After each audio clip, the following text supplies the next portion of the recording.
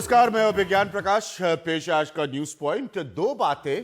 पहली तो ये काले धन पर जो भी बहस हो रही है, हम लोग इस बहस को मुकाबला और न्यूज पॉइंट के माध्यम से बहुत वर्षों से इसको उठा रहे हैं। इसके पीछे दो बेसिक कारण है और मैं बहुत स्पष्ट कर दूं, क्योंकि एक बात यह है कि ये पूरा मसला देश की सर्वोच्च अदालत सुप्रीम कोर्ट के पास है।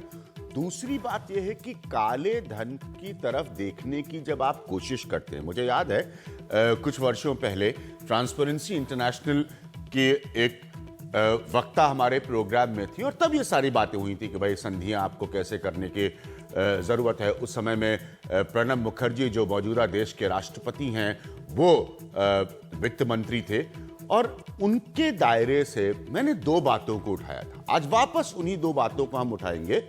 पहली बात ये कि जब आप ब्लैक मनी, काले धन की तरफ देखते हैं, मूलतः ये वो पैसा है जो एक पैरेलल इकोनॉमी चलाता है इस मुल्क में। यानी कि एक वो है जिसको आप डायरेक्ट या इनडायरेक्ट टैक्स पेयर्स के माध्यम से, जिस पैसे का सरकार आकलन करती है, सरकार उस पैसे के हिसाब से योजनाएं बनाती है, और एक वो है जो सरकार के दायरे से दूर, सरकार के दायरे से परे अपने हिसाब से चलता फिरता घूमता रहता है। तो दो काला धन है मेरे हिसाब से, एक जो इस देश के बाहर है और एक जो इस देश में है।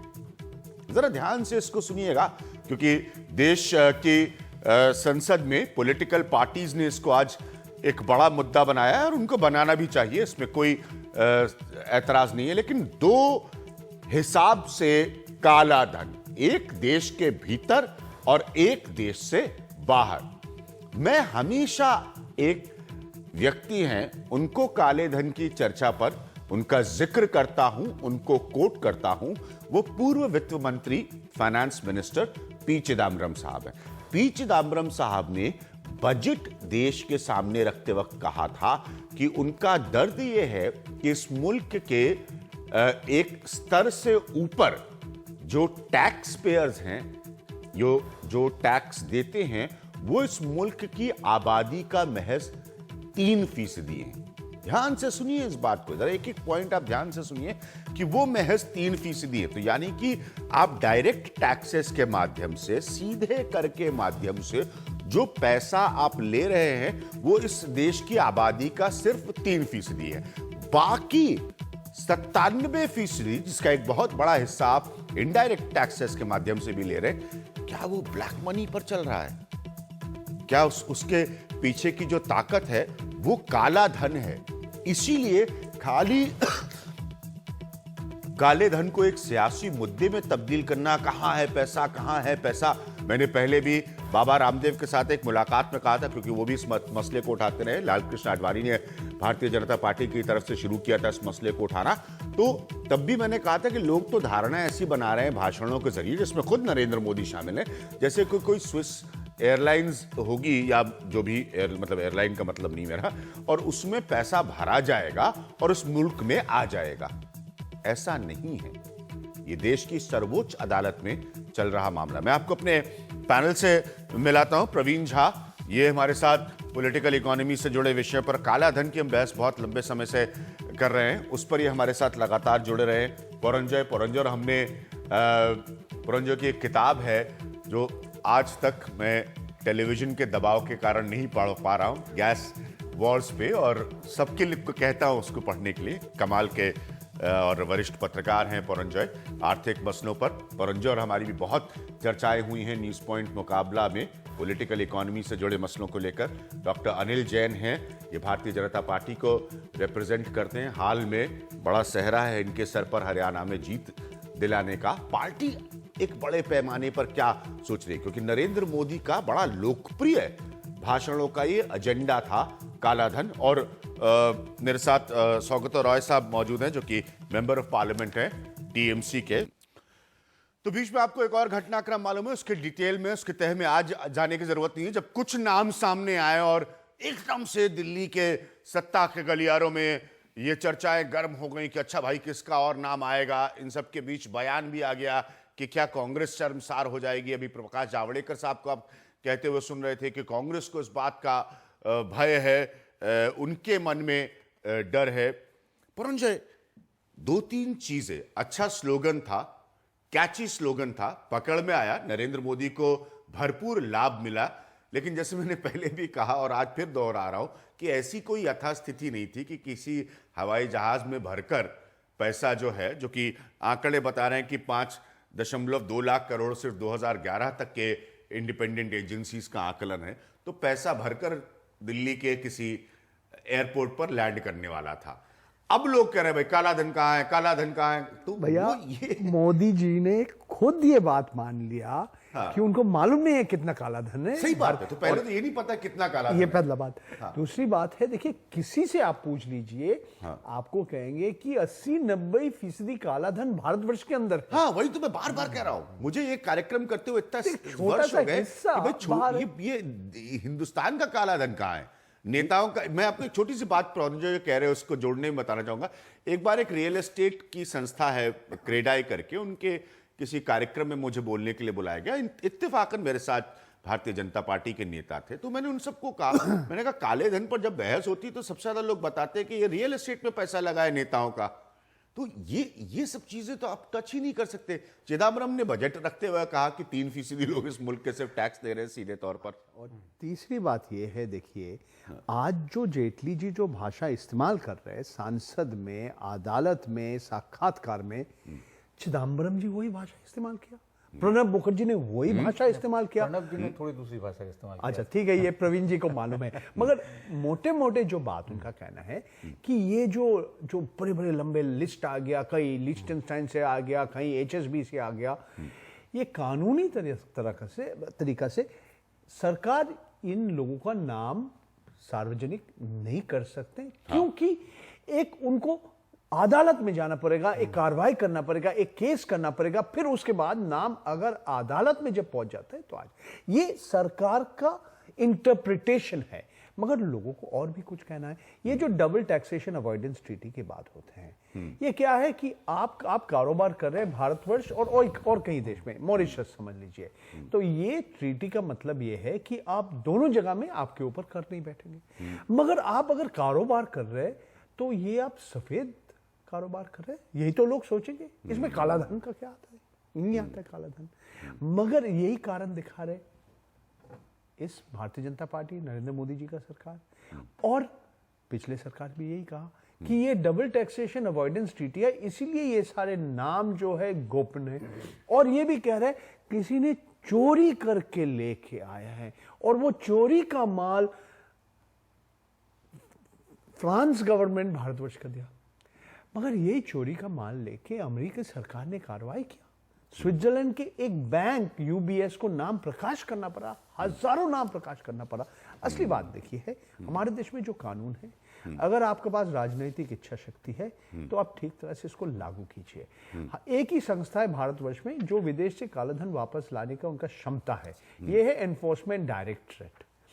ये prevention of money laundering act है, फॉरेन एक्सचेंज मैनेजमेंट, और आयकर विभाग के साथ इनको एक साथ मिलकर काम करने पड़ेगा। मगर अभी तक लोगों को मालूम नहीं है। सुप्रीम कोर्ट ने चिल्ला चिल्ली किया, मगर सुप्रीम कोर्ट सरकार को बोला ये नाम दे दो SIT को, स्पेशल इन्वेस्टिगेशन टीम, मगर उसका 4 महीने पहले वो नाम मिल गया था। और ये नाम कब का है? 3 साल पहले का है। और भैया सही बात है, वो मैं पैसा तो वहां पे नहीं है, जनता बिल्कुल जो पैसा तो कह रहे हैं वो बात बहुत से, जनता उसकी कॉम्प्लेक्सिटीज, उसकी पेचीदगियों को नहीं समझ पाती। लेकिन हकीकत यह है कि अगर आप उसको ट्रैक करें तो ये नाम पुराने, कोई नई बात नहीं है कि कोई नया नाम आने वाला था या कुछ ऐसा होने वाला था। एक चीज रामदेव जी ने कहा 100 दिन में पैसा वापस आ जाएगा, और भारतीय जनता पार्टी के बहुत लोग कहा कि हर भारतीय परिवार को 15 लाख रुपए मिलेगा। हाँ, बहुत लोग लिखते हैं, बड़ा अच्छा पॉइंट है। या आप लोग लिखते हैं मेरे फेसबुक पेज पे, खासतौर पर आप लोग लिखते हैं कि 15 लाख रुपए तो हमारे पास आने वाले हैं अभी तक तो एक पैसा नहीं मिला, और शायद नहीं भी मिलेगा, शायद नहीं भी मिलेगा। तो प्रवीण, इसके बाद मैं सौगत रॉय और अनिल जैन जी के पास आऊंगा। इसीलिए मैंने कहा जो लाइन मूलतः परंजय ने इस्तेमाल की, बिल्कुल सही। लोगों को तो ऐसा बता दिया गया कि भाई 15 लाख रुपए से, और भारत में एक बहुत बड़ी आबादी है जिसके लिए 15 लाख बहुत बड़ी जीवन की रकम हो बहुत ही, सकती है। मतलब समझिए। मैं कितनी बार 2 बार गया हूं, एक कार्यक्रम का जिक्र कर रहा हूं केबीसी जैसा, और वहां पर जब मैंने लोगों को पैसा जीतते देखा है, जब उनके पास 2 लाख, 2.5 लाख, 10 लाख, 15-20 लाख, तो उनका जीवन परिवर्तन पूरा का भविष्य एहसास उज्जवल है, देखो, हो जाते तो हैं। उनका 15 लाख रुपए अगर नरेंद्र मोदी दिला देंगे तो फिर क्या दिक्कत है? 7 लाख रुपए, 8 लाख रुपए वो कह रहा है। 2 साल के नासिक में किसानों ने मुझे समझाया कि आपको अंगूर उगाने के लिए कर्ज लेने की आवश्यकता होती है। 15 लाख रुपए अगर मिल जाएंगे तो कोई दिक्कत नहीं, हम स्वतः तरीके से खेती कर सकेंगे। तो ये कैसे संभव होगा? नहीं, देखिए, पहली बात तो ये है कि एक जो राजनीतिक अतिशयोक्ति जो थी, जिसका इनको फायदा भी बहुत हुआ, और शायद ध्यान रखना चाहिए था जब आप वो कैंपेन कर रहे थे, कुछ ऐसी बातें न कहें जो एक तरह से आपके नीचे जो जमीन है वो समझिए कि बिल्कुल खिसकती नजर आएगी। कारण ये है कि ये बड़ा ही जटिल मामला है। एक तो जैसा चर्चा के शुरू में ही आपने कहा कि कितना है काला धन विदेश वाला, एक तो वही नहीं पता है। कोई कहता है और भारत में कितना, ये नहीं पता। भारत के एस्टिमेट्स कई सारे हैं। आपको अभी जो हाल के एस्टिमेट्स हैं वो तकरीबन जो है कि हमारा जो टोटल जीडीपी है, सकल उत्पाद जो हमारा है, उसका कुछ लोग कहते हैं कि 40% के आसपास जो साइज है वो डोमेस्टिक ब्लैक मनी है आपका। कोई कहता है 50%, कोई कहता है 78%। इतने एस्टिमेट्स हैं उसके। तो वो अच्छा, और जो विदेश में जो है उसका जो मैं रेंज बता रहा था आपको, कोई कह रहा था कि भाई 25 लाख करोड़, कोई कह रहा था 87 लाख करोड़। कैंपेन के दौरान अनिल जी की पार्टी ने जो है ये दूसरा आंकड़ा पकड़ा हुआ था, 87 लाख करोड़। उसको फिर बांट बूट के देखा कि भाई 15 लाख सबको पहुंचा देंगे। मूल बात यह है कि एक तो मैं जैसे आपको जेम्स नेसन जो स्विस बैंकर्स एसोसिएशन के इंचार्ज हैं, उन्होंने जब हिंदुस्तान में चर्चा शुरू हो रही थी ना, तब उन्होंने कहा था कि the black money figures were rapidly picked up in the Indian media and Indian opposition circles and circulated as gospel truth, कि भाई ये तो सत्य है, सर्व सत्य है। However this story was a complete fabrication. जो स्विस बैंकर्स एसोसिएशन के जो प्रवक्ता हैं उनका ये कहना है, the Swiss bankers association never said और पब्लिश सच ए रिपोर्ट। जिस रिपोर्ट को लेके उन्होंने कहा साहब ये है स्विस बैंक से हमें पता चल गया तो कितना पैसा है। तो पहली बात तो ये है कि एस्टिमेशन क्या है नहीं है उसको लेके थोड़ा सा। दूसरा ये है कि जो ये पूरी प्रक्रिया है वो इतनी जटिल है कानूनी तौर पे कि आप नाक रगड़ते रह जाएंगे कई दशक तक। अगर आपके पास ये एविडेंस भी हो कि साहब हमारे पास ये काला धन जो है किसी के पास है, आगे उसको आप वापस कैसे तो आप कह रहे हैं कानूनी स्वागत, और यही समस्या इसका मैं पूरा समय अनिल जैन जी को देना चाहूंगा। बीजेपी को पूरा समय मिलना चाहिए इस मसले पर अपने को डिफेंड करने का, अपना बचाव करने का। स्वागत रॉय, जब ये प्रोसेस हम जब सब जानते हैं कानूनी तौर पर देश और देश के बाहर बहुत कॉम्प्लेक्स है, मुश्किल है, तो क्या फिर वाकई कभी काला धन आएगा? अब मुझे पूछ रहे हैं ना? हाँ स्वागत राव जी, आपको पूछ रहा हूं। हेलो, हाँ आपको पूछ रहा हूं सर। एक तो मैं प्रोटेस्ट करता हूं जी। कि मैं 15 मिनट तक बैठा हुआ हूं, जी। एक भी शब्द नहीं बोला। आप लोग आपस में बोलते ही जा रहे हैं, तो हम लोग को बुलाते क्यों हैं? ये मेरा पहले सवाल है। ठीक। दूसरी बात है, आप क्या अनिल जी काला और धन भी लाना कभी भी कितना कठिन है? नहीं, 15 मिनट किसी को बैठाना नहीं चाहिए। ये तो डिस्कशन है, आपस में बोलते ही जाते हैं, ये क्या तरीका है? तो गेस्ट को बुलाते क्यों? ठीक। दूसरी बात मैं ये कहना चाहता बताइए। हूं हाँ। कि आज हम पार्लियामेंट में इस सवाल हमारे पार्टी की ओर से उठाए थे। हम बाहर भी प्रदर्शन किए थे, पार्लियामेंट के अंदर भी प्रदर्शन किए थे। हम ये सब चर्चा आप लोग को, ये सब हम जानते हैं। मैं फाइनेंस स्टैंडिंग कमेटी के मेंबर हूं, और सर क्या क्या सिस्टम है काला धन निकालने के लिए, वो सिस्टम मुझे पता है। लेकिन मैं बताने चाहता हूं कि बीजेपी के सभी नेता, और उससे प्रमुख है नरेंद्र मोदी, वो बताए थे कि हम काला धन वापस लाएंगे, हर नागरिक को 15 से 20 लाख रुपया मिलेगा। और उसका रविशंकर प्रसाद बताए थे कि governments argument that it can reveal the names to the Supreme Court but not to the public is baseless। तो आज हमें ये कहना है, बहस तो बहुत हुआ देश में, मैं तो अगले पार्लियामेंट में भी था, अडवाणी जी इस पर भाषण देते थे और प्रणब मुखर्जी जवाब देते थे, ये मैं सुना।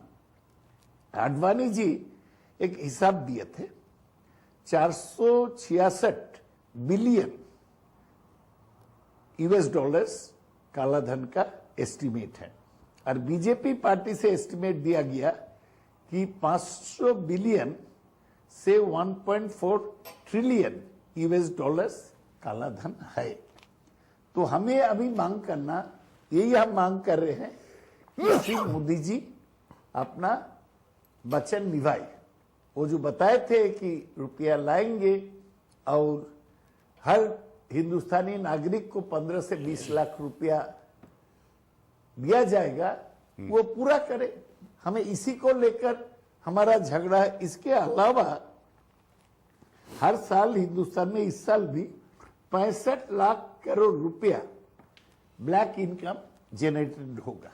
तो अभी तो 6 महीना चला गया। कहा जाता है कि नया सरकार का एक 6 महीना का हनीमून पीरियड होता है। ये हनीमून पीरियड पूरा हो गया। बाबा रामदेव जो बीजेपी के बहुत बड़ा संत है, वो बताए थे कि 100 दिन के अंदर काला धन वापस लाया जाएगा। तो मुझे अभी यही पूछना है कि इतने होने के बाद, एसआईटी बनने के बाद अरुण जेटली साहब वो ये तर्क देते हैं कि हम 627 लोगों का नाम दिए हैं एसआईटी के पास, एसआईटी उसको सुप्रीम कोर्ट में दिया है, लेकिन हम किसी के नाम प्रकाश नहीं कर सकते हैं। एक तो 627 जो नाम, ये तो पुराना लिस्ट है। अभी ये एसआईटी होने के बाद कौन सा नाम निकला ये तो जनता को बताए। केवल 3 ही नाम, डाबर का किसी को, और कोई ढोलाकिया, और एक टामलो, कोई गोवा के माइन ओनर, उसको नाम आया। तो बड़े काले धन वाला किसी को तो नाम नहीं लाया।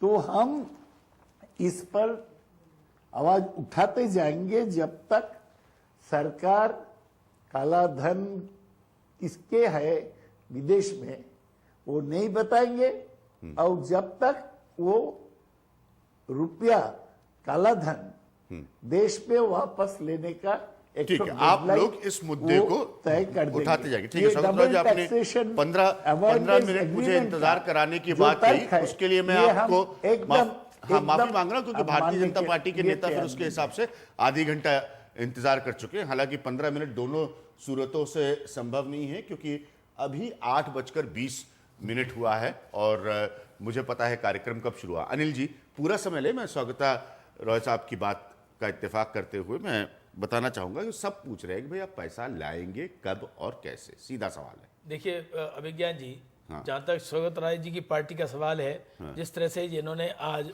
छाते निकाल कर विरोध प्रदर्शित किया है, इनका मकसद मुझे नहीं लगता है कि ये गंभीर कोई सवाल उठाना भी चाहते हैं। इनका मकसद केवल और केवल अपनी पार्टी की जो वहाँ फेलियर है, जो शारदा चिट फंड में इनके एमपी पकड़े गए हैं, उस पर पर्दा डालना और वर्धमान कांड से नजरें हटाना। जो वर्धमान कांड के दोषी हैं उनको किस लिए, जिनके तार विदेश से जुड़े हैं, उनके लिए कि उनका ये मकसद था, क्योंकि ये तो बात बिल्कुल सही है कि चिट फंड के मामले में ममता बनर्जी को बहुत सारे जवाब देने हैं और अलग बात है वो। और एक मिनट मैं स्वागत जी उसी पॉइंट पर आ रहा हूं, लेकिन इससे ये बात कहां से कम हो जाती है कि नरेंद्र मोदी जी ने वादा किया था काला धन लाने। उस बात पर आता हूं मैं, जहां तक टीएमसी का सवाल है, क्योंकि टीएमसी ने अगर काले धन के प्रति ये इतने गंभीर थे तो इन्होंने कितनी बार इस तरह के मसले संसद में उठाए और छाते खड़े किए हैं। अब तक के टीएमसी के सांसद पहले भी थे, पहले भी सरकारें थी, इन्होंने कितनी बार इस मामले को उठाया। जहां तक काले धन के बारे में नरेंद्र भाई ने जो बात कही कि काला धन लाने की हम प्रक्रिया करेंगे, प्रक्रिया सरकार के शुरू होते ही सबसे पहला काम काले धन के ऊपर एसआईटी गठित करना, ये सरकार का काम, सरकार ने काम किया।